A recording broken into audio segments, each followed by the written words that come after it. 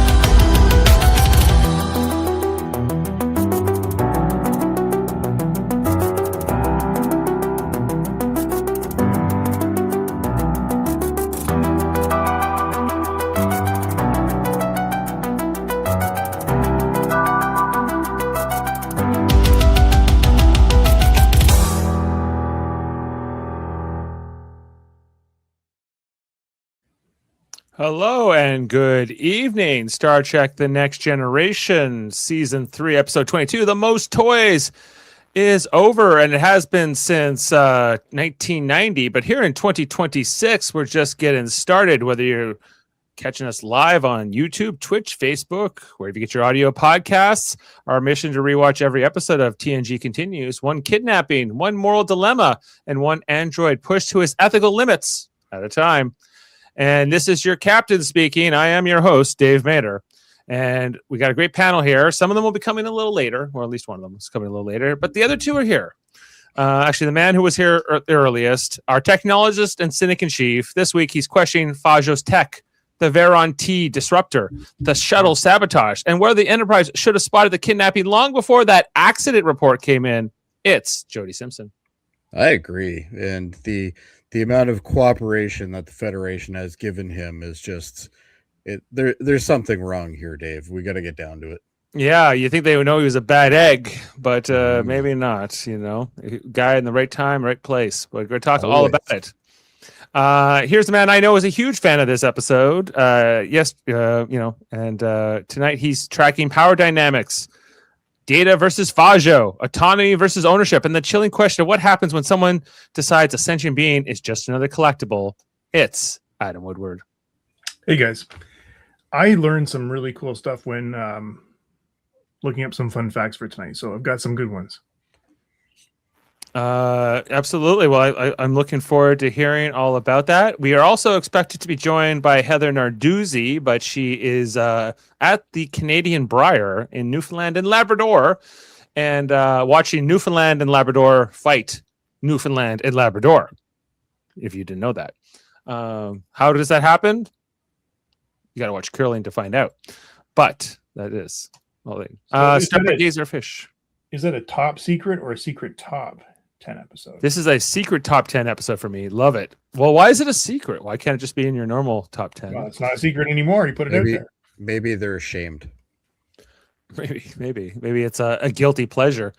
This is the 70th episode of Star Trek The Next Generation we were talking about, The Most Toys, that aired back on May 7th, 1990, written by Sherry Goodharts, directed by Tim Bond. Lieutenant Commander Data is kidnapped by an obsessive collector, Kivas Fajo, who's played by Saul Rubinek, who leads the Enterprise crew to believe that Data was destroyed in a shuttle accident. The episode's title is a reference to a popular 1980s quote, "Whoever dies wins the most toys." No, with the most toys wins. The most toys wins. Whoever has the most toys wins. Whoever dies with the most toys wins. Okay, and why was this a saying in the 1980s? It just was. Because the 80s were all about selling. And stuff. Always be closing. Yeah. Like white Countoshes and cocaine. It was a great time. Of course. Yes. Miami Vice, all those great things. Exactly. I was alive for part of it, but it was, Johnson. I was young. All I wanted was a Sony Walkman back in the day. Yeah. That was the status symbol. I'd say, what did I want in the 90s or the 80s? Probably just a Power Glove. Once I had the Nintendo. You know? It's bad, Dave. I know. I didn't know that yet. I saw it in The Wizard, and I thought, "Oh, I want that," and then it was disappointing. But that's another tangent. The peak '80s. This was '80s peak purchasing with all the yuppies. Says Mike Elmore. Yeah, the most toys, as we mentioned, guest star Saul Rubinek, great Canadian actor who's been in many different things, or better known as that guy that everybody knows. That's it. That guy, he's a character actor. He's been in tons of stuff, like more recently, I guess, villain of the week or something. Yeah, usually a villain. Favorite role with him was from True Romance, where he played Lee Donowitz, the producer. Lee Donowitz, who wanted a suitcase of cocaine from Christian Slater. Number one, if Christian Slater is going to show up with a suitcase of cocaine, it would be rude to say no. Like, it would be rude, guys. I love his character in True Romance as well, but he's also in, like, I don't know, he was more recently in the Ballad of Buster Scruggs, or I don't know, he was in the Nixon movie. He's been in tons of stuff. He's a sci-fi show, Warehouse 13, as Mike points out. Yes, and then he was born in Germany, but then grew up in Ottawa. Actually, Adam, where you hail from now? There was actually a time, well, and I'll talk more about this later, but he was not the first Kivas Fajo. No, and we'll talk about that. Let's save that, okay? And like, was he like?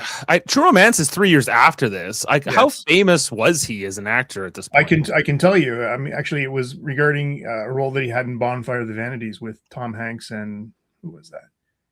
Meg Ryan or Julia Roberts or something. Anyway, one of those movies that he got this role. That was the same year as this movie, or as this episode, rather. The Bonfires of the Vanities. Tom Hanks, Bruce Willis, Melanie Griffith, Morgan. Good cast. But before that, he's kind of more of a character actor, basically. Yeah, I don't think he's ever not been a character actor. Right? No, well, I guess that's true. Like that. Yeah. Well, aren't all actors character actors in some ways? Maybe they are. I think the line is all actors can be characters, but not all character actors can be actors, or something. I can't remember the exact quote, but. We also have Jane Daly as a guest star in this episode, playing what's her character's name? Varia. Varia. She dies in this episode. Varia. But she's quite good actually too. With some questionable technology. Yeah, maybe it's not prolific as Saul Rubinek, but she's quite good in it too. And what else to say? There's Data. Did he try to kill somebody in this episode? I would not participate in a murder. Well, there you go. You wouldn't do it.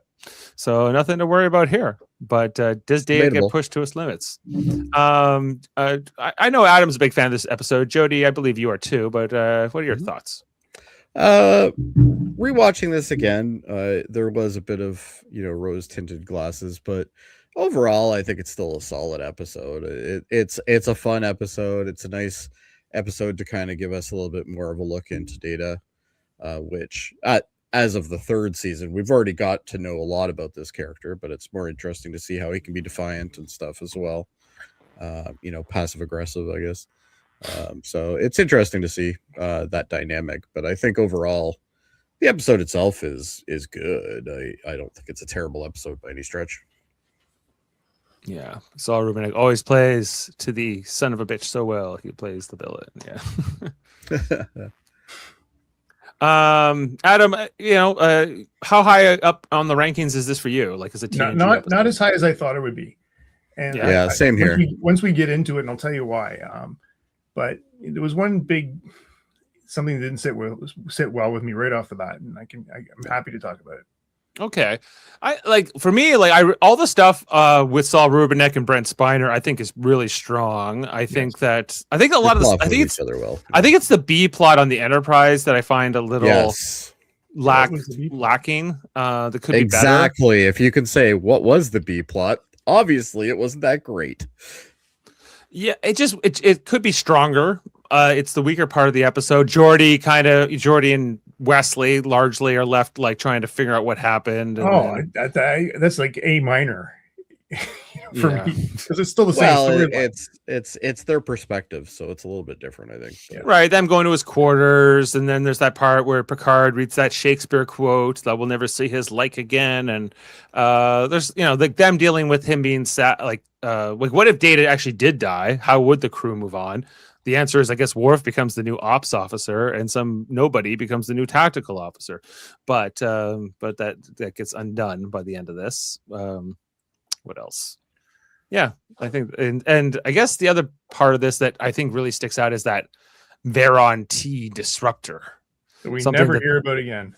We never hear about them again. Oh, because he had them all. He had all Yeah, 4 of them. Four of the 5. There's one more somewhere out That's there. right. It's probably that other guy, that other collector guy who has it. Yeah, probably.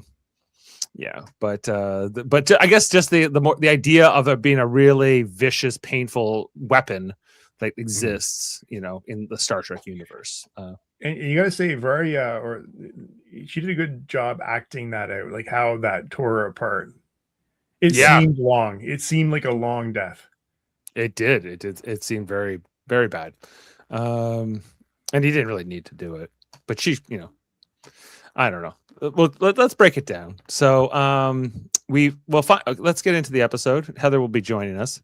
And we start here with the captain's log, who says that the Enterprise is trying to assist a Federation colony called Beta Agni 2. They have contaminated water supply, so they need to, buy this substance, a rare compound from Kivas Fajo, the trader that Saul Rubinek plays, to neutralize that contamination. We're going to find out later on that the contamination on that Federation colony was deliberately created by Kivas Fajo so that he could sell them the cure, basically.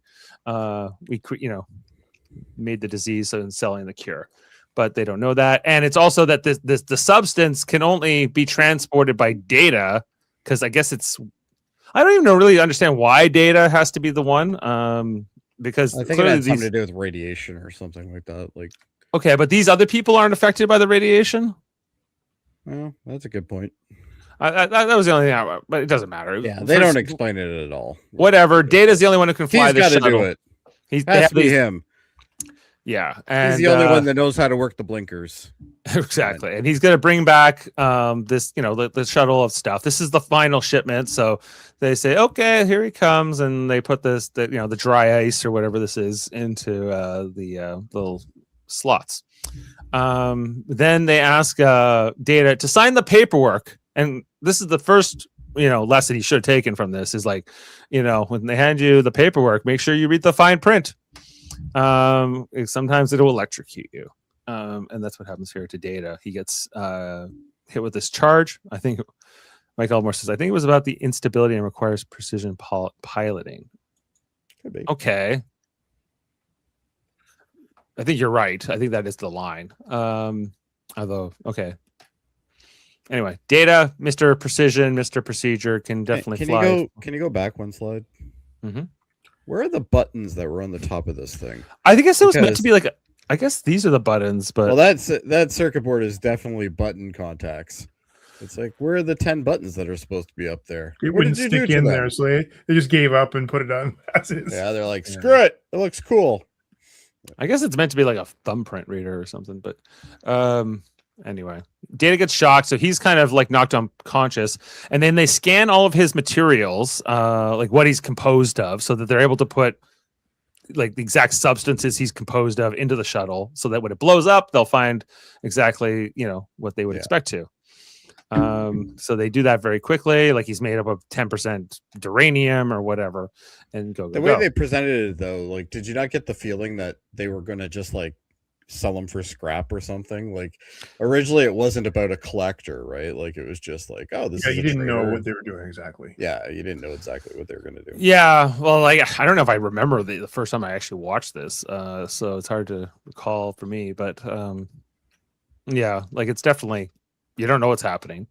On the Enterprise, they're expecting Data to fly back. This is being the third run. While it's dangerous, they're expecting this to go fine. They say everything's going fine, and then all of a sudden, the shuttle blows up. As shuttles do in this show. As shuttles sometimes do. Often do. Mostly do. Very unsafe travel method is shuttles. Yeah, but I guess transporters can't be used with the substance. So Imagine, yeah. and they're all kind of stunned. They're like, Data's dead. Worf is like, Data. Oh, no. Where's my Worf's data? like, what just happened? I'm the security officer. I don't. Did know. I just get promoted? Oh, let's see. Oh, cool. I get to be number 3 now. Nice. Yeah. So this is a shocking thing. Data dead. That is our teaser for the episode. Dun, dun, dun. But we know he's not. I guess we don't technically. We don't know if they just knocked him out. No. Yeah. We don't know if they just knocked him out and then blew him up. But it's. I guess that's the one possibility. Well, we assume he's going to be processed for his ores and his various minerals. Right. But the crew thinks he's Steel dead and stuff. Yeah. So after that, we get the captain's log saying it seems like we've lost Commander Data. And we see that Captain is speaking now to Kivas Fajo, who we meet for the first time here on screen. He's like, "Oh, it's terrible. What happened to your pilot?" And "Oh, he didn't make it. Oh, that's too bad." Rubenek very good in this role, I think. But better than maybe it deserves. But here we got Mike Elmore asking discussion question: What's the number one killer in Star Trek shuttlecraft? Is it shuttlecraft, transporters, or holodecks? That's a good question. I would say holodecks. They definitely get more in trouble with holodecks, but I feel like they crash more often on shuttles, but they usually survive, or at least some people survive. And transporter things, we've had some trouble with. We've had some deaths, but not that many deaths in the transporter. Yeah, that's a good question. Yeah, they're notable, they're memorable, but they don't tend to. I don't think there's been that many. Sam says he's got to take off, so his rating is 8. All right, thanks, Sam. All as well. Anyway, so Kivas Fajo, he's ready. He's like, he doesn't have any more of this stuff to sell them. He doesn't even know if he wants to keep it anymore, so he's taking off. Bye. Sorry about your guy. We'll see you never. Mike, I just turned to one of my best friends to check out that question, and apparently it's transporters. What is that like? That's what I would have thought. That's the fact. Like transporters kills the most. Yeah. Fatal pattern losses, people that never rematerialize, pattern corruption resulting in death of an irreversible transformation, duplicates like Thomas Riker. I don't really see that. Tom Riker. That's not so much a bad thing. Yeah. You just get more of you. Merging of individuals, Tuvix. And the demerging. Yep, and molecular scattering from the enemy within. If you think about it, Tuvix was killed with a transporter. Yep. So okay, transporters, don't take them. Got it. Transporters, bad idea. Bones would agree. Bones, take a shuttle. Pulaski too. Yeah. So That's anyway, true. The Enterprise goes on its way, and Kivas Fajo's trader ship is left to go on its own way. I don't know. Does Rubenek's ring get a guest starring role? It should. Yeah, It should have an executive producer credit too. Yeah, it's a good ring. I like when they do this shot of Picard talking to the view screen when the heads are so big. Remember they did that with Ferengis in that early episode? I loved when they did that. Well, they did that for the first appearance of the Ferengi too. Yes. Which was kind of cool. I believe somebody has just arrived. Well, let's introduce her. Coming in next here, everyone. Jody, if you will add her, please. I shall. Stylish and sharp and tuned into the emotional core. She's watching the unsettling dynamic between Data and Fajo, the manipulation, the power imbalance, and the quiet moments when Data's calm becomes its own kind of resistance. Here she is, our goddess of empathy, Heather Narduzzi. Hello, everybody. Coming to you live from the car outside the Mary Brown Center in beautiful St. John's, Newfoundland and Labrador at the Montana's Briar. We just finished up the game and we're heading home. That's why I'm late to the pod, but I had to come on tonight because this is one of my all-time favorite episodes. What have I missed in the discussion so far? Not a ton. They have internet in Newfoundland? Just kidding. Oh, it's pronounced Newfoundland, Adam. Yes. They have it in Labrador too. Just that is correct. Yes, it's brought in by sled dogs, imported. I wonder. Exactly. Right. Well, welcome, Heather.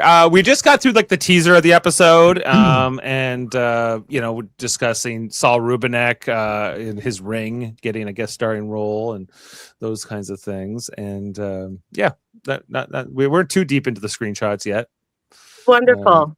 Okay, so Saul Rubinek is terrific in this episode. Okay, he is a truly menacing villain, which Star Trek sometimes tries for and doesn't quite achieve. But Rubinek, you genuinely feel the menace with him. I think. Yes, I agree. I think he's one of the better villains of all of TNG. And you're not even sure at the beginning he is the villain. It's just like he is once you get seen that, but even then you're like, is he really that bad? I guess because he's so irredeemable, right? Like he has a soft way of talking to sometimes, but then like other times he turns. Now, to be clear, for legal reasons, you are not driving, correct, Heather? I am not driving this car. My bonus dad, Jerry, is driving the car, and who is a lifelong Star Trek fan and who's one of my favorite people to talk about Star Trek with. I would show him on the camera, but I think he'd knock the phone out of my hand. All right, well, let's not do that, but we appreciate Jerry and his driving contributions. He also loves this episode. Like this is a great one. If you're good, we can jump back into where we were on the screenshot. Yeah, let's get going. Wonderful. Which was kind of just when Picard and Fajo are talking here on the view screen, and when they're they get sort of he says, "Okay, well, how this is a great perspective that they show once in a while." I was just gonna say the same thing, Jody. That's so cool, and they don't super often show it from this perspective, like Picard, and then the whole big view screen. So I really appreciate it in this episode. Yeah, it's good. And his costume, his little hat, his little curl of hair, and the way they have his nose shaped, he looks like a little Who from Whoville, but murderous. Yes, he's a homicidal Who. See, I always thought all you don't know that from yet. Whoville You don't know were he's murderous. He seems very cooperative at this point. No, he seems very cooperative. He doesn't seem like a bad guy yet. It just seems like a random alien. The Zybalians, I think he's called. This species is called Something like that. Yeah. Anyway, his ship's kind of unremarkable, but anyway, it goes on its way, and now they, now we come inside of Kivas Fajo's ship, the freighter. Data's still sort of unconscious, if you will, from when he was shocked earlier. He wakes up on this like round red carpet chair thing, couch. So I appreciate this, but his legs would actually be up because he was sitting when they shocked him and he froze. Yeah, well, I don't know what's going on here. He's then like comes. a G.I. Joe doll. He's posable. He's articulated. They just bent his knees over the bottom. They posed him? Yeah. Oh, okay. Exactly. That's good. Theory. So he comes around here. He doesn't know where he is or why he's here. He's a little confused. But then Kivas Fajo and his companion here, Varia, enter. And he's so amazed. Data knows something is off right away. And he's like, but Kivas Fajo, he's a walking computer. Yeah, he's so impressed with his new. He's so smitten with his new toy. If you will. Look at that pose. The way he like his physical acting. His flagrant moving. The way he moves around the set, and he's like a little elf sometimes, and he moves around like he's like doing jazz or something. Like it's I can hear the way he delivers. It took great effort. I hear that in my head so often. Just like it's such a weird choice for a delivery, but it fits the character so well. Oh yeah. Like I took great effort to get you here and everything else. And the way he refers to Data, he's like, now you're not in Starfleet. And now. I love how he's got this kind of like Caesar eating the grapes thing going on, It's it's great. Very, very hedonism bot sitting on his couch. Yes, for Futurama. Same one. Yeah. Yes. And Data tries to open the door but can't. He's confined here because he's like, well, I'm trying to escape. Well, there's no door handle. The door can only be opened by the crew members, Kivas himself. So then Data tries to grab him and use him to open the door, but he has like this force field around him that prevents Data from getting anywhere close to him. That's a little handy tool. And then he turns his back to Data, and Data tries to leap at him, but that just goes really bad for Data. He gets thrown across the room here. That's a good screen tap, Dave. Yeah. This is, and then he goes. He doesn't even flinch either, which is great. I like it. Lands here. And Data's like, whoa. Yeah, we find this device on his belt is the source of that power. I want one of those devices. That'd be handy. Who would you make sure you got was kept away from you, Dave? I guess it would keep everyone. I don't know if it's distinguishing, but no one can get the jump on you. True. So then he's like, well, you're stuck here. Then he shows Data around his collection. This whatever the hell this was meant to be. The first something or other ever made. Broken satellite dish, like butcher's tools welded together, I guess. Or they're going to use it later in that episode where like everybody gets abducted by aliens. Oh yeah, Schisms is going to be one of the weird tools. Yeah, it looks like it's the Schisms tool, but and then there's like this vase made by some artist that was very rare and unique. There's who's this baseball card? Is a baseball Roger Maris from 1962. Roger Maris with the bubblegum smell, preserved. I always thought that was an interesting thing. And that just the way he delivers, like, I preserved the scent.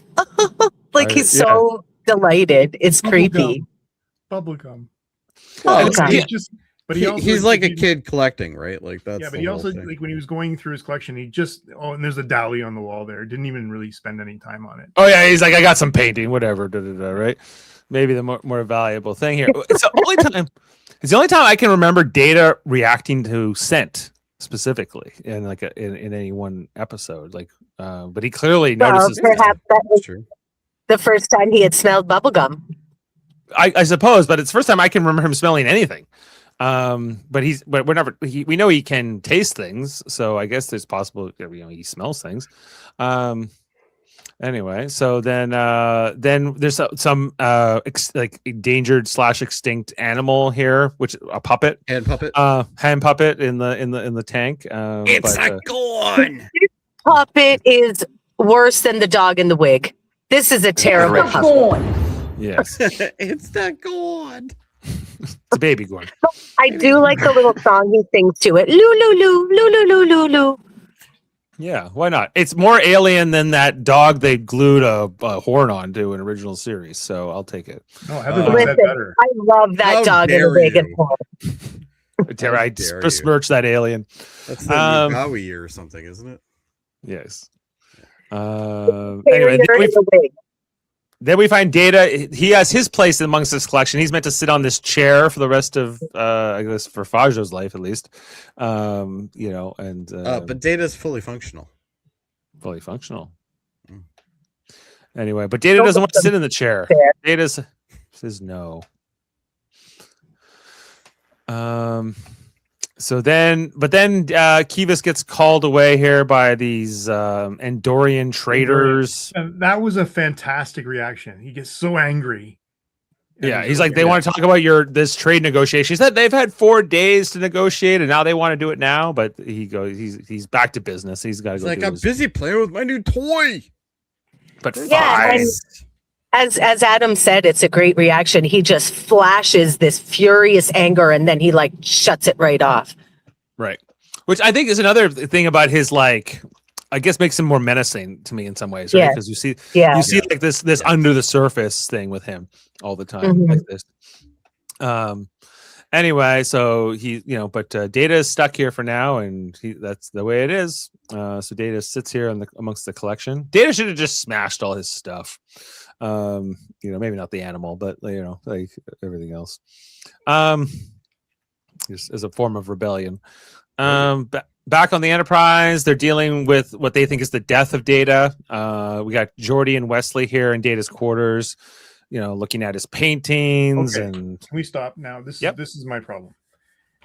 In the rewatch, I was like, for being Data, the only android in Starfleet, in actually the universe, Picard just sort of tossed it off. Okay, we're back to business. We got to go deliver this remedy.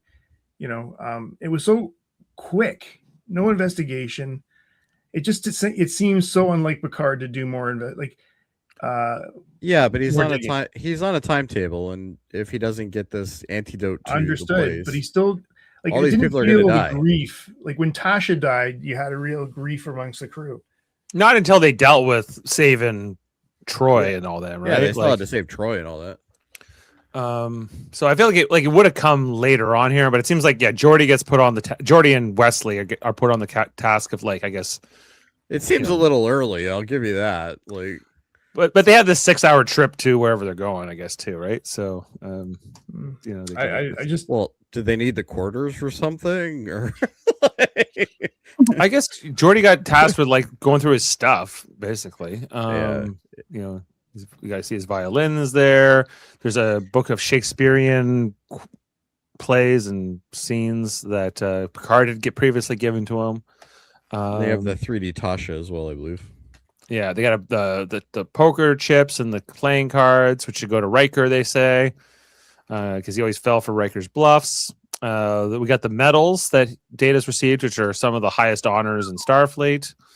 So I don't think we saw. Did we see those? Measure of Man. Measure of Man, right? That's a callback to Measure of Man, right?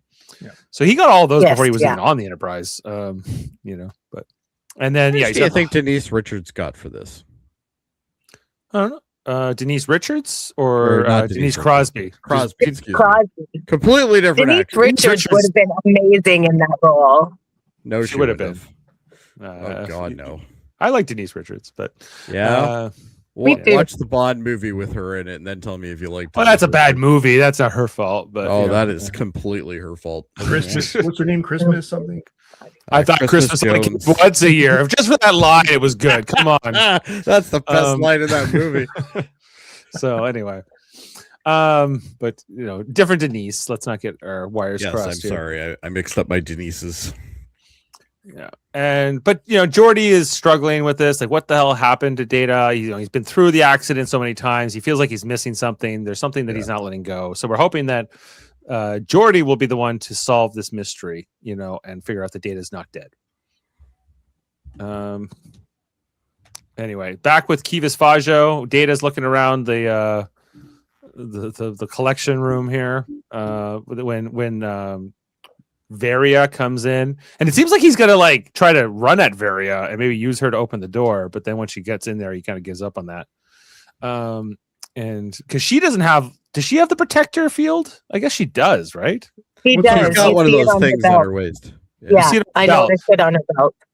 But later on, when there's two other guys he throws around, they presumably don't have them, right? So I would so maybe- assume, yeah. No, they're underlings. They don't get a protection device. Yes.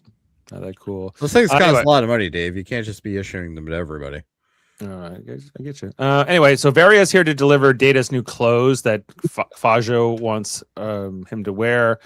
And I don't know, Data also tries to talk to her about why do you work with him and why, what's your morality and all these things. And she, we get some of a little bit of her backstory that she's been with him for many years and that he can punish you if you don't cooperate with him, and he can be quite dangerous. But she's learned. The line she delivers is that his punishments are equally lavish.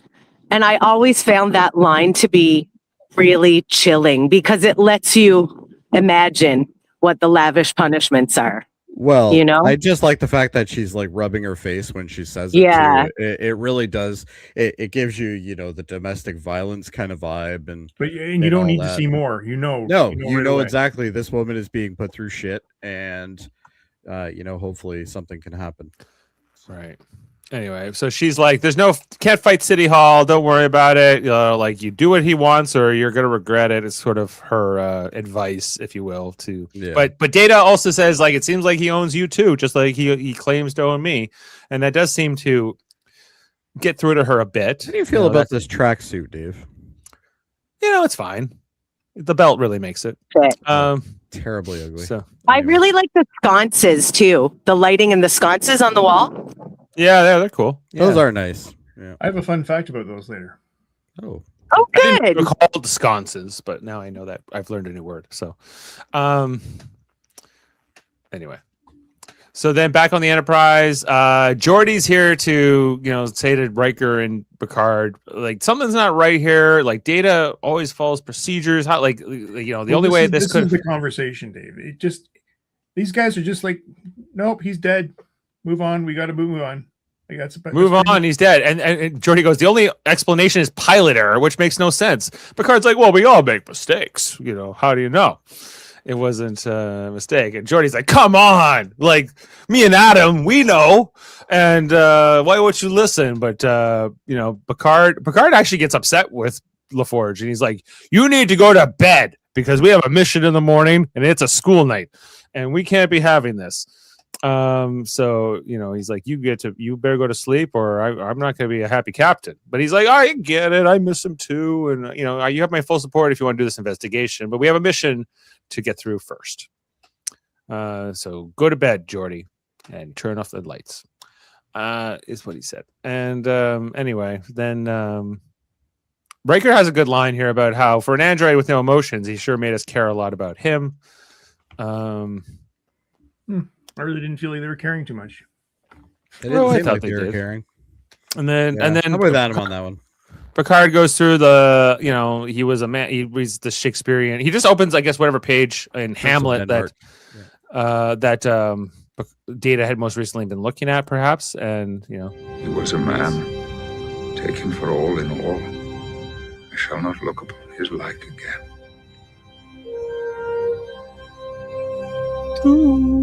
Hamlet. But maybe you will. Maybe you'll see him by the end of the episode. Act 1, C2. But, the good little, I guess, tribute, that Picard is giving here to Data, thinking that he's passed. Back on Kivas Fajo's ship, Data is feeding the puppet some birdseed. It's a Gorn.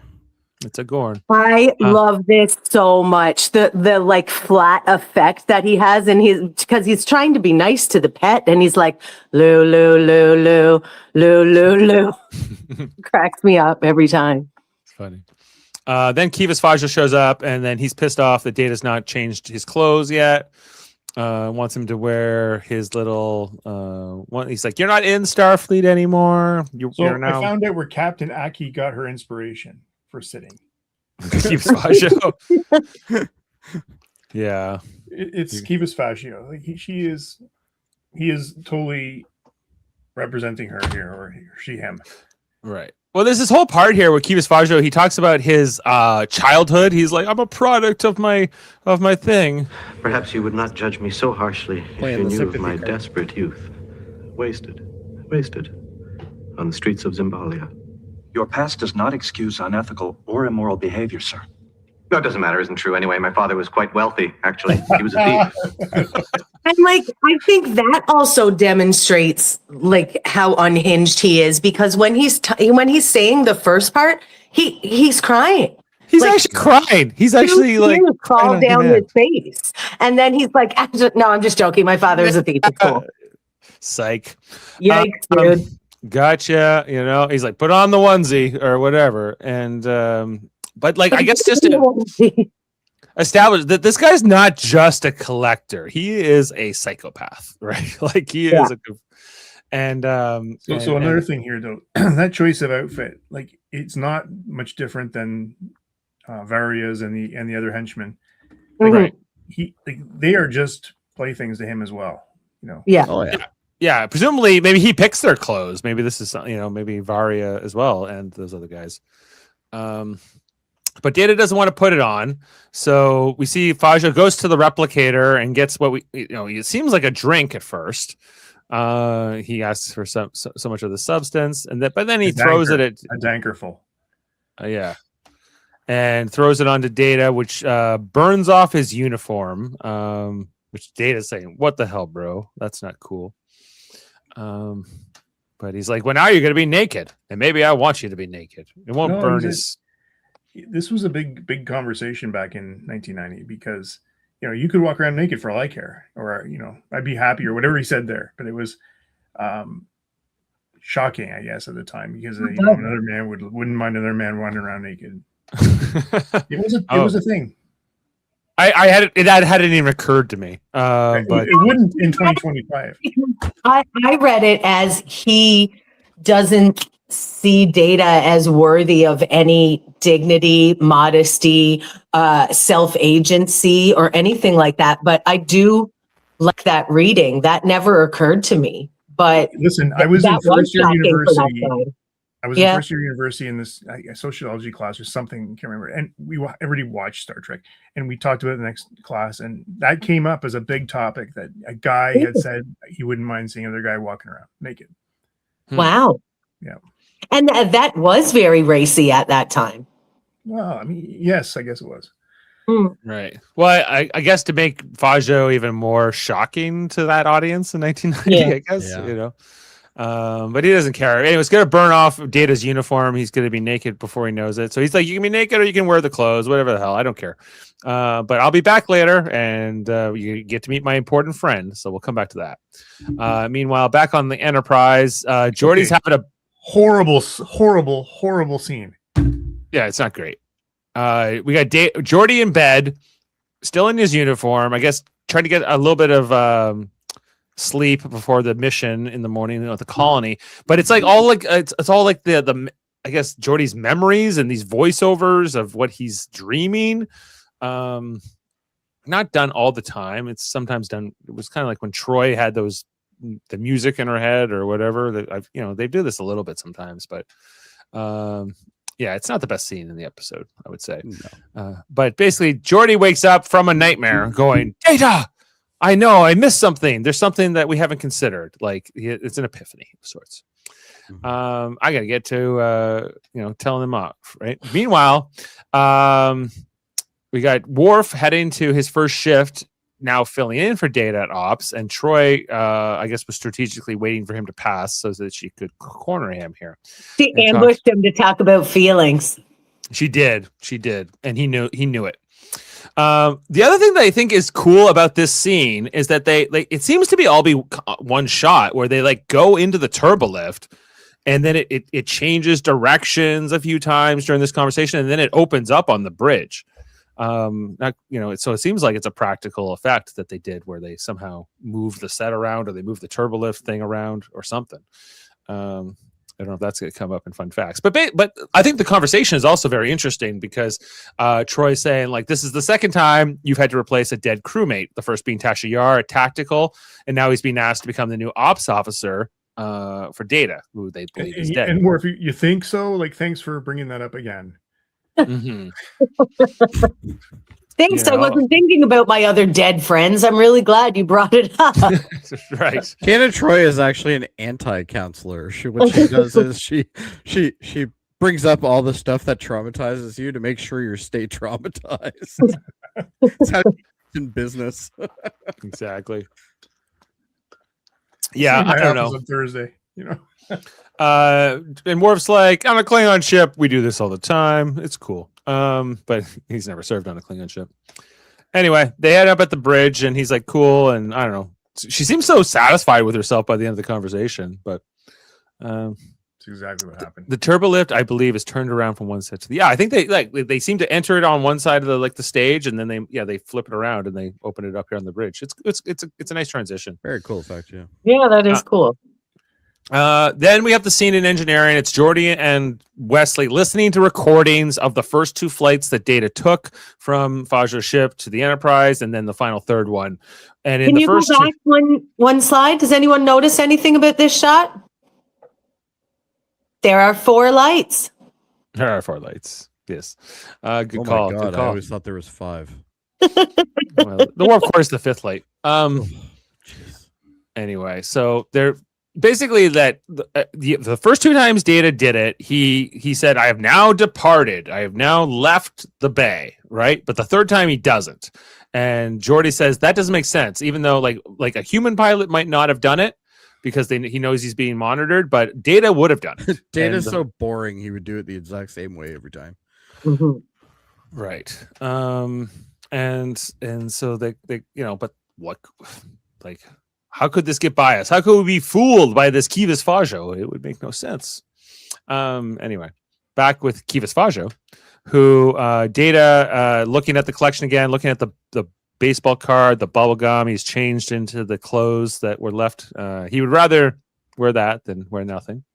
I think he's got those modesty subroutines. And then we got the other traitor guy. His name is Toph. He's a different species than Kivas Fajo or Varia, it seems. You know what this made me think of? These two like stumbling in here like this was the Cask of Amontillado. Like Fajo is Montrezor. That's interesting. And the other guy is Fortunato. You know, like, I mean, it doesn't turn out the same way, but that's kind of like the vibe I got from, because they're both like merriment, and Fajo really wants to show him this, but it ends up not being real kind of thing, you know? Anyway, that's one of my favorite stories, and I always think of it when at the start of this scene. Yeah, no, it's good. Yeah, but this is the other collector, and Kivas Fajo wants to impress him, but Data is just staring blankly, pretending to be like basically a mannequin. And Toph's the makeup they did for him, I thought was so interesting with the 3 nostrils and the metal thing going into one. And the way that the actor plays with these nostrils throughout the scene, it's kind of a fun thing. He's like, okay. I bet his sinus colds are a bitch. Yeah.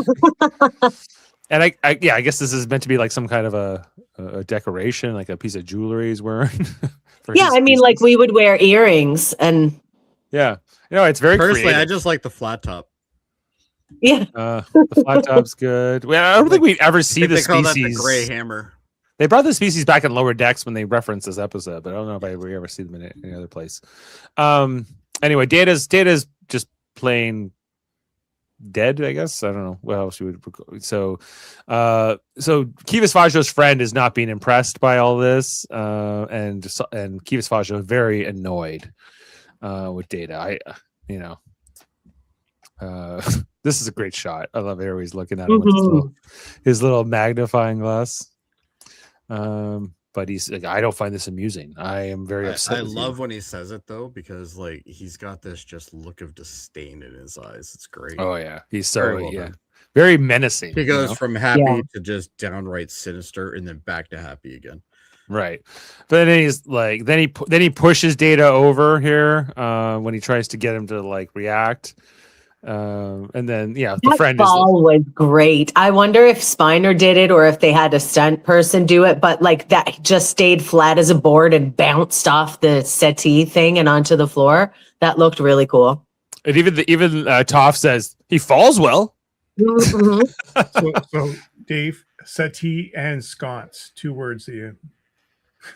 Yeah, I'm learning all kinds of vocabulary tonight. You're welcome, everybody. Thank you, Heather. Just something interesting about that guy Toph. His name is Nehemiah Persoff. He is a very back in this time. He was in Some Like It Hot actually with Tony Curtis and Marilyn Monroe. Really? And he was the cab driver in the famous scene on the waterfront where I could have been a contender scene with Marlon Brando. Wow, that's really cool. Very good fun facts. It says I just looked him up. It says he was born in Jerusalem, but at the time it was not Israel yet, right? It was Occupied Enemy Territory Administration. Oh. Anyway, so Kivas Fajo then says to Data, like, you're gonna pay for your little ruse here, your little game, you know, and then Data finally does react once he leaves the room here before the commercials. Back on the Enterprise, Worf now. One more interesting thing. That guy was born in 1919 and died in 2022. So he lived 2 years. 102 years, yeah. Well, there you go. Kivas Fajo didn't shoot him with the disruptor then. Worf at Ops. Worf gets a chair finally, but it will be taken away from him. So don't get too used to the chair, Worf. He's like, I've served at the post before. And then they're getting ready for the mission where they're going to launch the Riker's stuff here. Straddling the boy. Yeah, but then when they need something done at Ops, Picard says, Data, can you do something? And then everyone's like, oh, you just said Data, but it's Worf.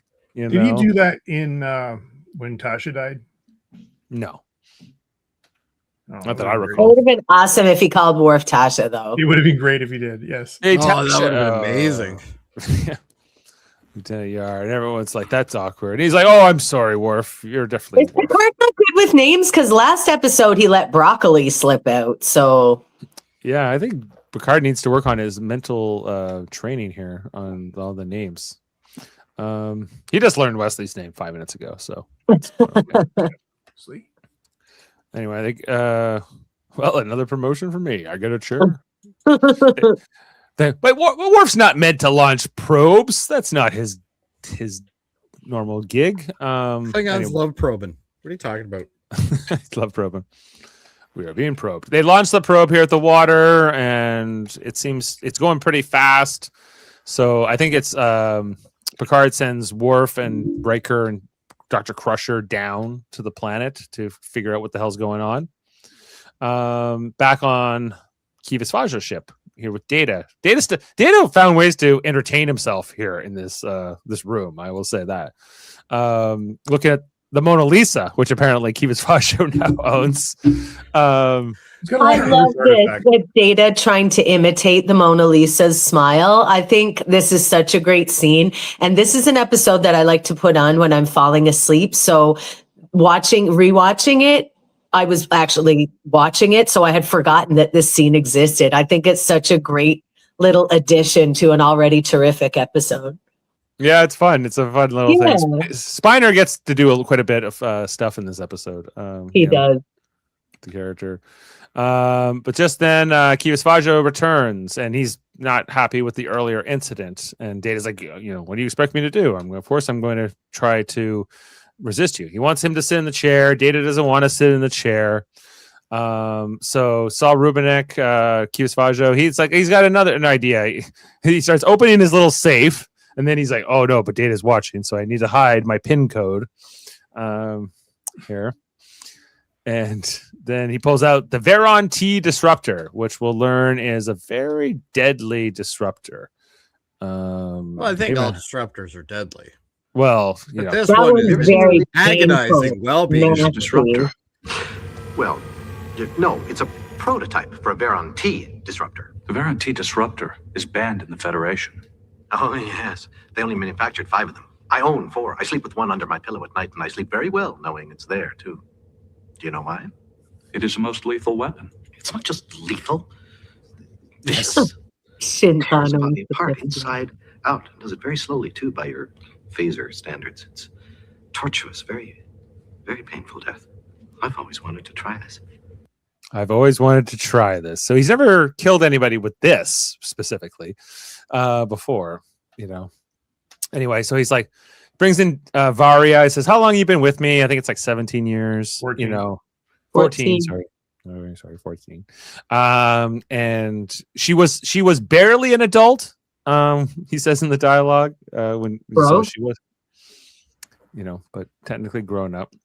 Anyway, he's like, you've been great for me. You've always been very loyal, but now I'm going to kill you. And she's like, whoa. And just when he's about to do it, then Data's like, look, I'll sit in your chair. Don't kill anybody. Data versus the worst aspects of mankind / organics. Yeah. So this is how he'll get it. Then we got the whole scene here with Worf, Crusher, and Riker beaming down.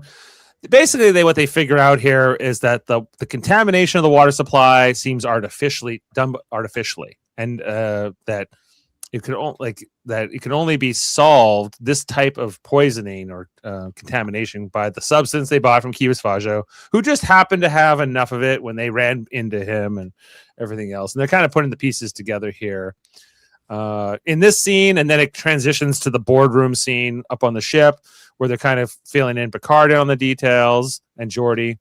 That if you wanted to contaminate a water supply, you wouldn't do it this way unless you wanted to sell a very specific cure. Then Picard asks for the biographical details on Kivas Fajo. They find out he's a big collector. They what of rare items, and they go, oh, okay, maybe we've been. So you did a whole trade with this guy. You didn't check him first. No background check. No background check at all. Not even a police check. Nothing. No, they were just they thought they hit the jackpot because they just happened to find a guy who had what they needed at the right time. Who was thinking of not having it anymore? We're not going to carry that anymore. It's too dangerous. Right. Yeah. Captain, we got scammed. That's right. We got played. And then they're like, yeah, we did. So they said, okay, set course warp for whatever, because they know they're faster than Kivas Fajo's ship. So they're going to see But if they can don't track go them. as fast as they can. They go warp 9. They go like warp 6. I don't understand that. I You don't got to know. get there fast. Just go. Well, then they got They gotta get permission to go past. They got No, the not West- yet. 7.5 or something. Not yet. Wesley's working on it here. Wesley's figuring out where they could be, and then they say, well, but the ship only goes warp 3, and they probably would go somewhere they could be found, probably like a colony or something Well, he's else. a traitor. He wants to be found. He wants to be found, as Picard says. Meanwhile, back on the Kivas' ship, Data's trying to break into the safe to get the weapon, but he's not cracking the code. Although I thought like Data, if anyone can crack a little safe combination, it's probably him, just by doing as many different possibilities. He's not gonna get tired entering codes. But then Varia shows up. She's says, what if I help you escape? And Data's like, well, then you could get in trouble. It could be bad for you, but let's work together. She knows the code to the safe, and she gets the Veron T disruptor. Michael says this feels reminiscent of the Voyager episode Think Tank a little bit, yeah. Well, Like, I the guess- same before that. But Think Tank a little bit more of a like you don't find out about the dupe until a little bit deeper into that episode, but yeah, Wasn't that the one Jason Alexander was in? yeah, Yeah. right. And they want to collect 7 of 9 basically, but not as collector in the sense of like the way Kivas does, but like join their little group. that's what I like about Enterprise. Enterprise, whenever somebody was trying to collect something, it was always a slave. Didn't matter. Always a slave. Well, it was a lot of times it was Orions were involved, but yeah. Yeah. Well, it was before At they least had you know androids. what their intentions were. Anyway, then Picard and the Enterprise looking around here. They get a report that Kivas Fajo ship was at some Federation colony. They're like, yeah, we got. Like, they put out an APB basically, and they got a hit. Where he is. Alpha says Fajo wishes he was at a level of super space conman, like in Think Tank. Yeah, he's not quite at that level. I don't think he plays nice with other. I think he's a bit of a dictator. Anyway, so Varia and Data are in the Big bay. Hershey kisses in the background there. Yeah, some big ones. Yes. Yum. Anyway, so they're like, okay, well, I'm going to start the escape sequence. I don't know what their plan here was. Like they were going to get in the shuttle and then get away from his ship. So But I have a design problem here. Mhm. Look at his collar. One Mhm. side of his collar is up higher than the other side. Okay, It's of the because it's asymmetrical spacesuits, Jody. That's how you know they're in the It's- future. It sucks, man. Imagine like all day you have something rubbing up higher than you do lower down here. Like that would be bloody irritating. Yeah, but if you're an android, who cares? I guess. He doesn't. Yeah. Anyway, I thought Well, Dave would back me on this one, but I guess he's not. I don't like. Yeah, it's a bad outfit, but it was. It's meant to be. He didn't pick it. It's been given to him as like True. for to live in a zoo or whatever. Anyway, they start preparing here, and then she starts the sequence. But then this guy runs in, one of Fajo's henchmen, who's got like a thing on his face. So she holds the gun up at him. He puts his hands up, but then there's a second henchman who grabs her from behind. And then Data comes out. Man, she should have left her little belt device on. That would have helped her. Anyway, so but And then Data throws both of the henchmen around. Love it. Yeah. I love this guy's reaction. He's like, "Oh my god, I hope that doesn't happen to me." And more asymmetrical outfits. They each have one naked arm and one long sleeve. Oh, even more irritating. And they seem to have little I don't know, candies glued to their face for some reason. But Space face candy. Like my Minecraft things. yeah. Like they fell asleep on the floor of a kid's room and a bunch of like Lego pieces just kind of stuck to their face. But Fajo likes his property to be dressed more even worse than him. Well, he's got style. He's say. the only one that has a hat. He's got a hat. Higher goons never get to the top of the line protection. Haven't you ever read a comic? That's true. So Kivas Fajo then wakes up. He was sleeping, but I guess the alarm is off. He's here. He has one of the other Veron T disruptors. He's got the one under his pillow. That's the right. the one under his pillow. Varia, I guess in this whole tussle, she dropped hers on the floor here. And so there's a scene where she looks at it and he looks at it. But then so she tries to leap for it. And, I don't know. She tries to then back off. And, it seems like he's not going to kill her for a second. Right. And she's like, okay, thanks. But then he kind of changes his mind. He gives that psycho look. Yeah.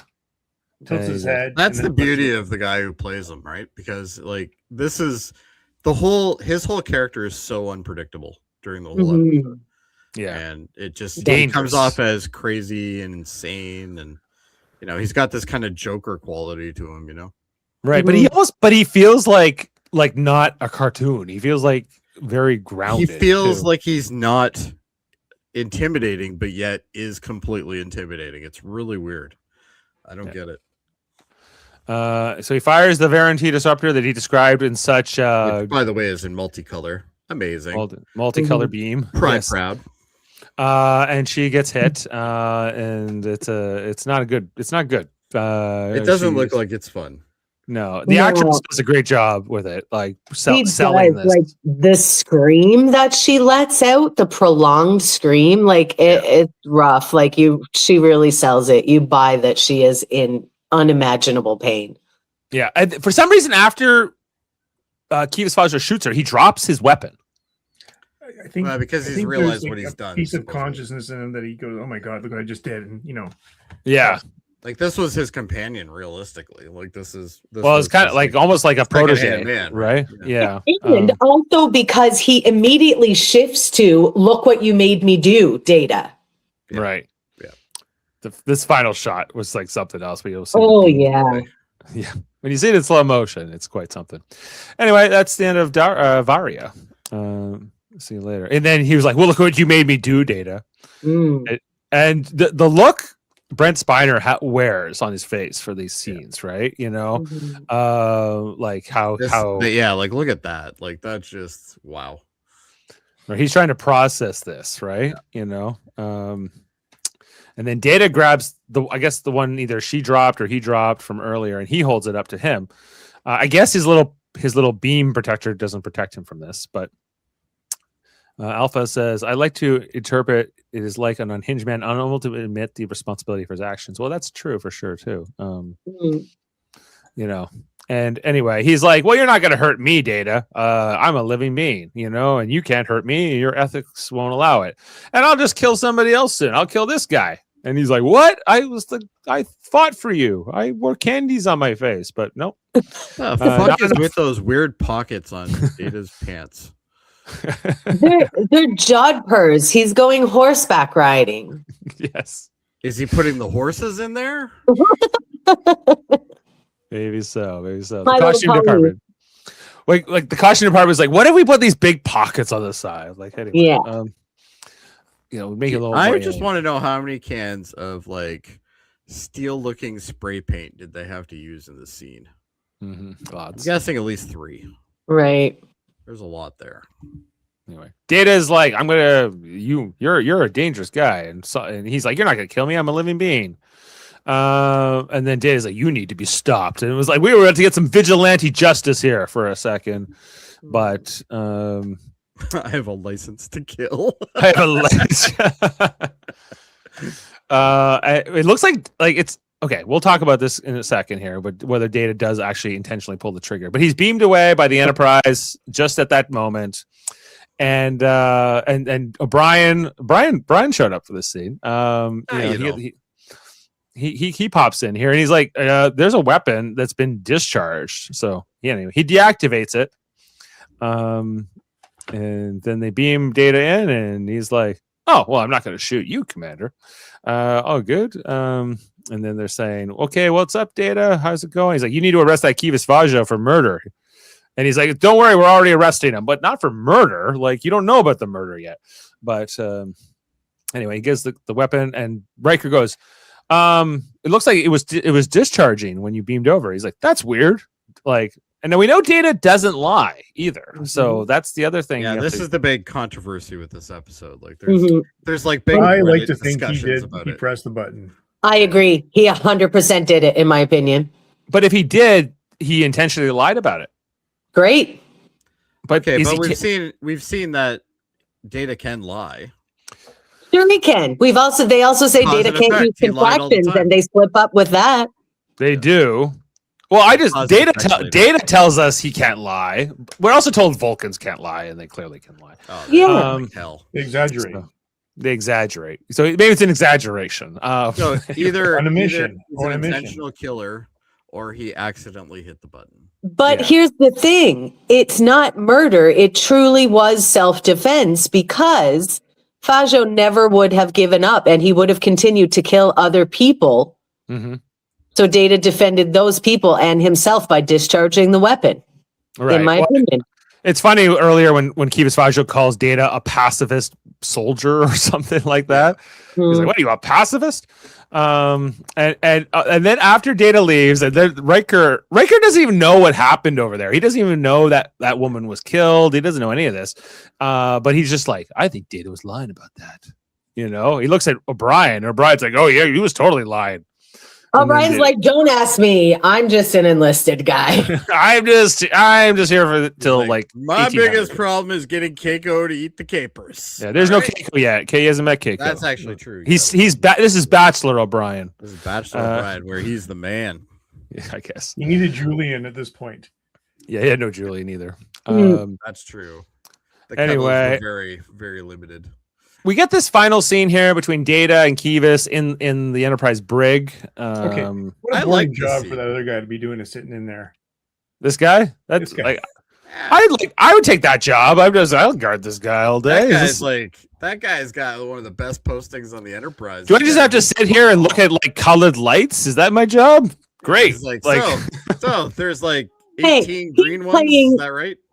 He's playing like 3D solitaire on the Enterprise computer for Yeah, sure. totally. He all turned day. it off just as Sitting in the Data dark. walked in. With a bad guy. Excellent. Yeah. He's just He's there in probably case. playing Leisure Suit Larry or something. Anyway, so then the I final love scene this scene though. I think this makes the whole show. where Data's like, "Yeah, we took all your stuff away, and we're turning it to the rightful owners, and your collection's being disbanded, and we're gonna, take you around for murder and everything else." Was there anything else in this final scene that you guys thought was important? Well, basically just the whole you're kind of the caged animal now. How does it feel kind of thing is what Data's really. does that give you? That your entire collection has been confiscated and you have nothing now. Oh, but he That- also, Like the his look on response- his face as he realizes that. But his response back was, I collected you before, I'll collect you again. Yeah. Uh-huh. Yeah. He thinks right now he's not in trouble.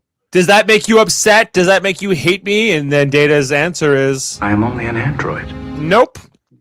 So again, it's like talking about whether he meant to fire that gun or not. Like, I think you can interpret that he didn't. I You think can take him somebody as- should do a voiceover of this scene and then right at the end just have him go, "I'm fully functional."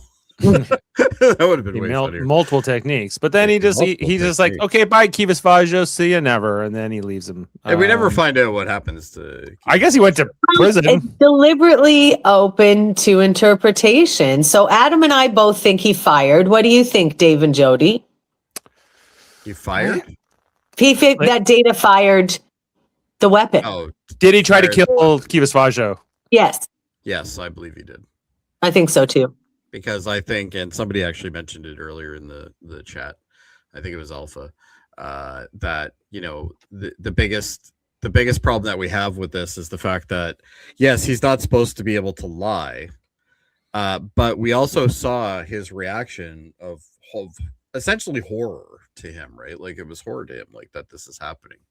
So And he had I nowhere think- else to go. Yeah, well, what else I is agree. he gonna do? Fajo is meant to be a completely irredeemable, monstrous character, hmm Yeah. but Data said, I would not participate in a murder. But at that point, Dave, It wasn't murder. he didn't know the Enterprise was on the doorstep. He didn't know they were he didn't there. know that either. That's true. And But he was not even just going to shoot him. He was going to shoot him with that crazy gun too, right? That would so that would have I'm not saying I would have been sad, but I'm just not 100% convinced. I tend to take Data at his word you know. But that's the beauty of this episode. It's deliberately left ambiguous and for us to speculate about it endlessly. Yeah. Yes. Yeah, like I could go either way on it, honestly, but I tend to think, well, why? Like then he would lie about it too. Like if he did do it, I think he would admit to it. So that's Data can definitely lie. Like that's like when he needs to save a mission or he needs to save something. So he can kill when he's saving other people. I guess he was saving that guy in his mind. Like, he's like, maybe I'll kill him next. And he's like, well, don't kill Lego face. Let's come on, leave him be. Yeah. What did he do to you other than drop pieces around at night and you step on them? Right. That's that. What did he do? Yeah, exactly. So I'm on the fence with it. I definitely think I could argue both ways, but I think he. Yeah. All right, Adam, tell us what we don't know about this episode. Fun facts us. Sexy. Facts with Adam. They're fun facts and they're sexy. Let's go. Wish you changed that image. Okay. Oh, I will, but I'll make it sexier. Let's go. Chest hanging out. That'd be great. Okay. Sorry. All right. Before we get going, let's talk about Saul Rubinek real quick. His parents were actually survivors of the Holocaust. They were hidden by Polish farmers in World War II. His father was a factory worker, a theater company manager, and a Yiddish theater actor and a Talmudic scholar. So you mentioned Europe. They were heavily into Europe and around during World War II, which is sad to say. Now, what I want to talk about here, the big reveal for me that I did not know about, that he was an emergency replacement for David Rappaport on this episode. David Rappaport. Who's David Rappaport? I think of Time Bandits. Remember Time Bandits? Yeah. Terry Gilliam's movie? No, he probably has never seen it. Oh my God, such a great movie. It was mid-'80s. Mid-'80s. Anyway, David Rappaport played a character called Randall, leading the gang of shrubbery people that worked for God, and they were in charge of making shrubs. Yes. And typical David Gilliam, and they were trying to they stole the map to all these different worlds. It was a great movie. So David Rappaport was the leader of the gang of dwarves, actually, in this movie, little people, and I was thrilled to know that he was going to be this role because he would have been equally as good. However, he tried to kill himself during the production of this movie or the show. And he had some problems and such. And then he did commit suicide just before it aired, which is really sad.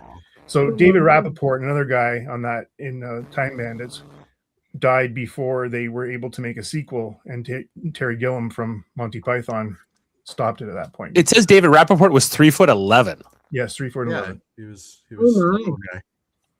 Dave, if you haven't seen Time Bandits, you've got to see Time Bandits. Yeah.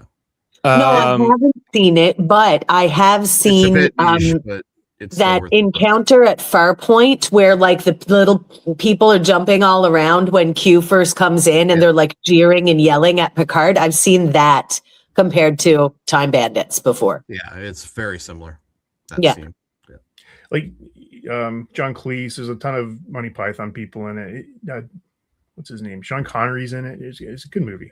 Mm. Oh, so they filmed a whole bunch of scenes with him as Kivas Fajo. Yes, it was well into production. Wow. So I think there was a comment earlier saying, "Is there another like a lost tapes of Next Generation?" There is. Yeah, I don't have. Apparently, on the Blu-ray, you can see some of these scenes that he was in. Wow. Check that out. I can't imagine anyone other than Saul Rubinek in this role because he just did such a tremendous job. Well, I think Saul Rubinek made the episode to me, but I think that David Rappaport would have been really good as well. Would have been just knowing him. Okay, so let's talk about the episode real quick. It featured a shuttle pod named Pike. Yeah. Pike.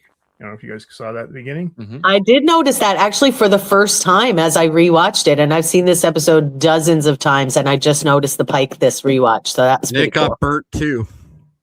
Mm-hmm. Yeah. Fajo's Lapling was a hand puppet created by Michael Westmore. Producer David Livingston recalled it was this little creature that Saul Rubinek went up and said, beady, beady, beady. That was the call to the creature and became the running gag. People on the set continued to say this long after the episode. That's cute. It was a reference, of course, to Twiggy from Buck Rogers. Twiggy, beady, beady, beady. Remember that? You guys don't remember that. Okay. No. Man, sometimes I I feel do, like but we're the oldest ones here, yes. Adam. So Dave and I are just little spring chickens. Yes, that's right. I think Buck Shut up, Rogers Dave. is probably up there with Babylon 5 as the reviews.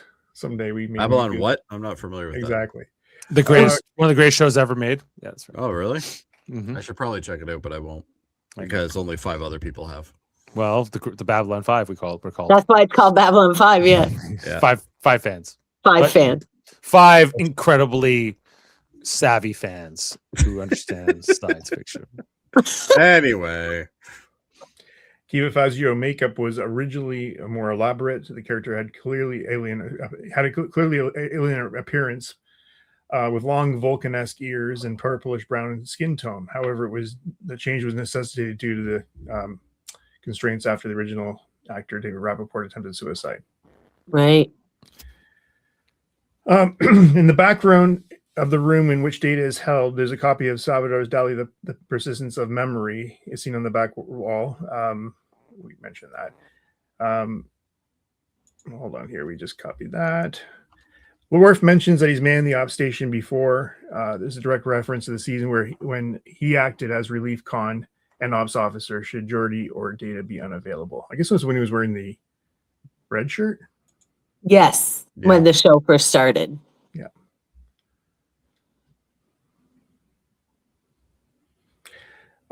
There's a collectible box set from the Star Trek customizable card game, which is aptly called the Fajo Collection. The Fajo collection. Like which does from it which come with, game? like the The trading Star card game? Trek collectible card game. It's like them, like Magic the Gathering, but Star I- Trek. I played it. I collected all the cards and I didn't have anybody to play with. I collected it more than I played it, but like it was Nerds. Anyway, Mhm. Yeah, exactly. we were young enough to have played it. when I it had was the Star out. Trek pogs though, so I guess Yeah. I'm a nerd too. Okay. Yeah. I had the original series, with Transporter, where Spock was on the transporter pad and you spun it and he disappeared. Mhm. Cute. Oh yeah. They had a That'd be next-gen version collectible of that, now. too. Oh my gosh. They Yeah. have the next gen one too. I don't have. I it. had a tiny Borg cube with a tiny Borg and a tiny Picard, and I still have the cube, but my Nan sucked up Picard and the Borg in the vacuum. We will never retrieve him back. No, gone into the vortex. They've been assimilated. Okay, guys, this turbo left shot was achieved by shooting through the turbo lift with the bridge set in the background, but starting the shot with a false section of the corridor wall blocking the view of the bridge. After the doors closed, the corridor wall was silently removed by stagehands so the bridge could be seen when the doors opened. Oh, Oh yeah. Hey, brilliant. Movie magic. Indeed. Among the artifacts shown in Fajo's collection is a communication device used by Sarjenka in Pen Pals. And, Oh, cool. and a small vase that would have been seen in the crew quarters of Data, Worf, Miles O'Brien, and many others in the series. And I feel like Kivas Fajo's ship is some ship we've seen like a million times that they just like slightly recolored or something. Probably, too. yeah. or turned upside down or something. Turned upside down. They added a green light to it somewhere, or it's Yeah. like Sorry. And then the famous artwork featured in the episode is we also mentioned Dali's Persistence of Memory. Picard also finds out he has Vincent van Gogh's Starry Night. And he also has, of course, the Mona Lisa. Mhm. And there's an Anubis mask in Kivas Fajo's collection is reused from the Young Sherlock Holmes, which is likewise made for Paramount.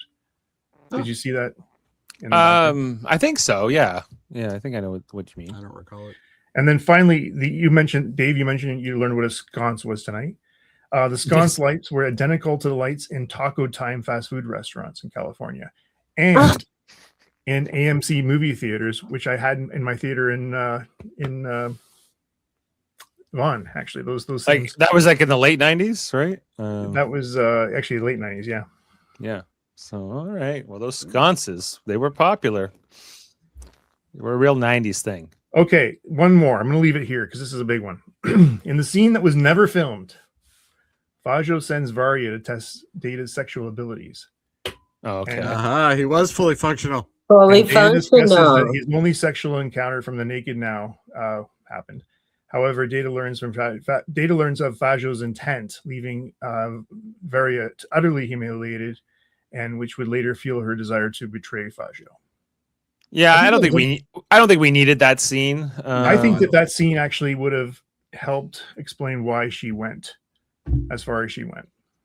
Well, I think it's quite clear why she went as far as she went, because this man was going to kill her right before she decided to help Data, and he'd been lavishly punishing her for 14 years. And he probably kidnapped her in the first place when she was barely legal. Yeah. So You I know, agree, so I I agree. think she has ample motive to go after him. Possibly on Epstein Island as well. Who knows? Ugh. Yeah, that's why I don't think we. That's why I don't think we needed that scene. Like, if he doesn't try to kill her, maybe. But like, you know, but anyway, this works better. A couple other things that are available in the collection. There's a Vulcan lyre there, or I guess which is what you call it, the harp. Yeah, the Vulcan lyre. Yeah. Yeah. And then the Colonel Niskos, which is became a meaningful gift from Picard to Data in the chase. Korean Niskos? I'm not sure what that is. All right. Well, is that the end of the facts there, Adam? Yeah, why not? All right. Before we move on to ratings, Dave, I just want to address a comment. So Yes. this comment was done by Stargazer. You should do a sneak in on a Firefly review one of these days. I would like to do that. There's only 14 episodes. 14. I was about to ask how many episodes it is. Yeah, 14 episodes, and then you have a movie as well. I've never watched it. You've never watched Firefly? No? I've watched. Probably should do this. I've only watched a couple episodes with Jane. She's a big fan of it. It's very good. Yeah. Cowboys in That's space. what I hear. Basically. A lot of those actors went on to be, big stars and other things. Oh, everybody Too. in there, yeah. Yeah. They It was all like had Marina TV. Baccaran's in this show. Like, okay. Oh yeah.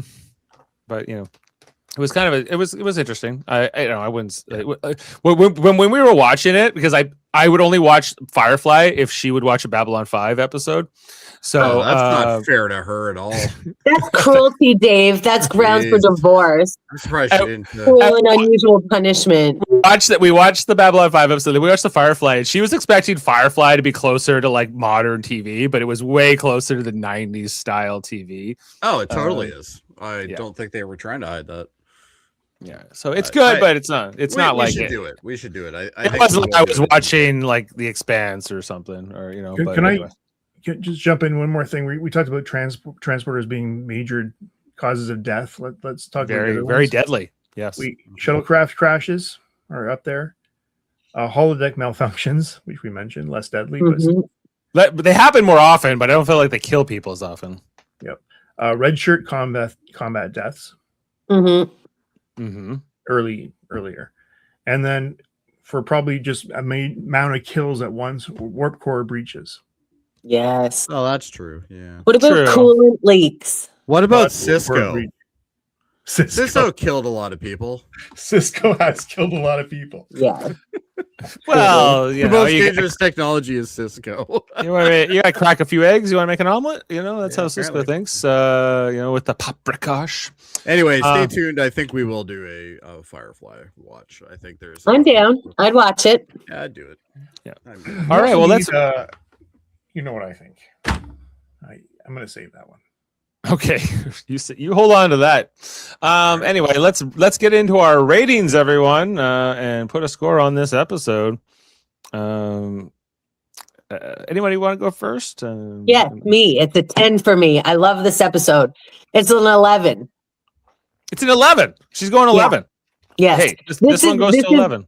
Okay, Definitely this whole in- 11 shit needs to stop. All right? Get out of here, Jody. Either a You're not 10 the boss or to it's me. not a You're 10. not my real dad. You can't tell me what to do. I can give it an I'm 11 Kitty if I want. Anger. I can do You it tell all. him. All right. No. And with that, Adam, you're up. 8. An 8. Okay, that's a very respectable score. It's not Make an your 11. face. You gave 11. It didn't deserve an 11. I'll tell you why. There was not enough reaction on that Enterprise crew other than Jody tossing and turning in his sleep and kicking. Barely anybody gave a shit. Nobody gave a shit. I will concede that to you, but you know what? I don't give a shit that nobody gave a shit. Yeah, It's hey, not what are you important to me. Yeah. They were There's still that dealing test. with their trauma. Jody, where you at? I Heather, I have a response. All right. Well, You can't can give wait a 11. second. It's my I'll time now. allow it. I will allow it. You'll allow it because he runs the spread. Don't let them scare you off of your 11. You think I'm not afraid of them. You think we're scaring her? No way. Yeah.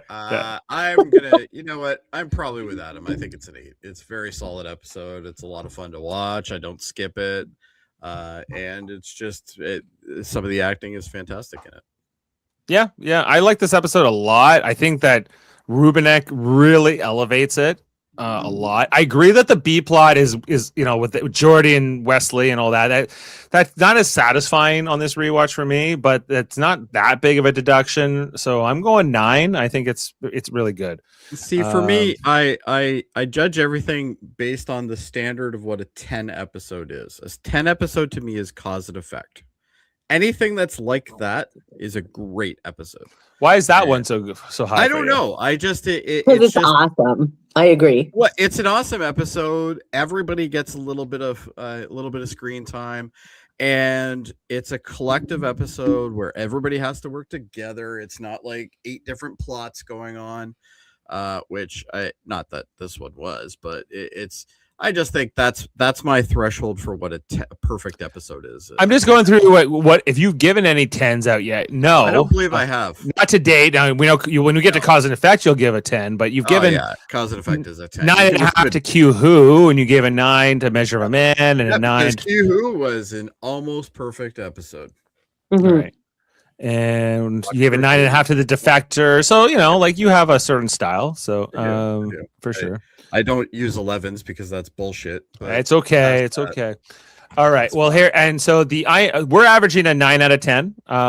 Thanks to Heather's we 11. really aren't. But And that this has a 7.6 on IMDb. 7.6. It's that low, eh? Wow. 7.6 is what it's. Oh my God, that's disgusting. What's wrong with people?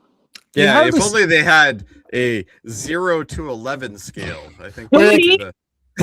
But Sins of the Father, not too many of these TNG episodes go above 9, unless they're like Q Who or something. But anyway, so we're averaging 9. The 7.6 on IMDb, 8.3 is the combined. But I think a very good episode. I officially say I'm out until at least Best of Both Worlds Part 1. Because You're not on the panel for these next ones. No. Well, Sarek they're is not a good episode. I don't know why everybody loves it. speaking of which, looking ahead to our next episode, it's Sarek. I love the costumes alone make me love this episode. Look at those statement necklaces and all that shit she has on her head. Incredible. Love it. Stay tuned Me next too. week for when Heather gives out a 12. It'll be a lot of fun. Yes, Jody, you're going to get a 2 in a minute. I might have it too. In Sarek, who of course is the father of Spock, he comes aboard the Enterprise for what might be his final diplomatic mission as Bandai syndrome begins to affect the crew through telepathic projection. Picard must take an extraordinary sacrifice to help the ambassador complete his duty. We got a 10 from the comments. So Stargazer says a 10, my guilty pleasure episode. It's not a guilty pleasure. It's just a pleasure. Don't let Jody and his yip yaps make you feel guilty for giving it a 10. I'm not It's a making 10. anybody feel guilty. That's right. You like an episode, it's great. You just should probably stick to a scale that makes sense. But anyway, Jody that's and his yip yaps. That's my new my yip Am I yaps. yip yap, Heather? Everybody will be like, yip, yip, yip, yip, yip, yip, yip. Where's Jody with his yip yaps? Okay, let's Where's Jody with go. all that yip Jody yap? and his yip yaps. Speaking of which, looking ahead, we'll be covering later on this channel on Thursday night. We are covering the newest episode of Star Trek Starfleet Academy. Season Sit 11 the tonight. fucking chair correctly. No, she sits like Kivas Fajo, and she likes No. it. And we're covering that Thursday night, although Jody and I are curling again on Thursday, so I gotta It's figure fine. something I out. rather curl. I know. I'm so done with this fucking series.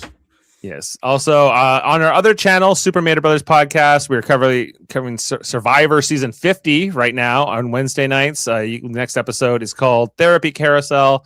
We will be on Thursday. I'd enjoy that more than Starfleet Academy. You probably would. I could see that. And what else, guys? Oh, For All Mankind will be coming back later this month for season 5. Get ready for that too. So we'll be that should be fun. Schedule. Yeah. Do we know if it's the final season or not? They haven't said, so I think they're going to see how this one does, and my guess is they'll out. But they must have like an ending. Kinnaman can't be living past this season. Like this next season. In real life, yes, but in the show, no, probably. Well, the dude itself is like, he's now like 800 in the show. Like, it's incredible. But in real life, he's younger than me, I believe. Or maybe slightly older. Anyway, he's a little bit older. Yeah. Anyway, that's this one tonight, guys. This has been fun. Thanks for being with us. Really right from the cab to here. Behold. Oops. Knocked myself over. Behold nothing. I knocked it over. Stand by. Checks up. Oh. Nice. Beautiful. Yes. Is that from your mother? Pardon? Is that from your mother? Yeah, it's my mom's from the 1981 Lassie. Oh, that's cool. Wow. That's which is cool. what the Scotties was called before it was called the Scotties. So she represented Newfoundland and Labrador in 1979, 81, 85, and 86. Wow. It was there was the Lassie, and then I guess it was the Scott Tournament of Hearts for a certain number. Tournament of Hearts, yeah. And now the Scotties Tournament of Hearts. Yeah. Anyway. It's my sweat. Polka dots. Excellent. Oh, did your brother win tonight? I was going to ask. Sure did. It was Newfoundland and Labrador versus Newfoundland and Labrador, and Team Nathan Young really gave us a run for our money in the first 4 ends, and then the gap started widening a little bit. But it was very exciting to be in that building tonight. Like, the crowd was electric. 2 Newfoundland and Labrador teams playing each other. I think that's a first at the Briar. And after the game, they all, both teams stood on the ice, and they stood one by one and took a photo of all of them together. And it was beautiful. I got teary-eyed. It was absolutely magical to be in that building tonight. It was wonderful. I love curling. This is Brad's last year, right? That's correct. He's retiring at the end of this season. So it's been very emotional. A lot of lasts happening, and it's so nice to be here with my family and watching all the games, and it's great. I can't say enough good things. Yeah, absolutely. So thanks for letting me drop in late on this episode and from the road, because as I said, this is one of my all-time favorites, and I always enjoy talking about these episodes with you because it brings me new perspectives. And my perspective is that Jody is wrong about me giving it an 11. That's mostly, what I took away from this too. But thank you so much. Just for the record, I'm going to support Jody here. You can't give 11.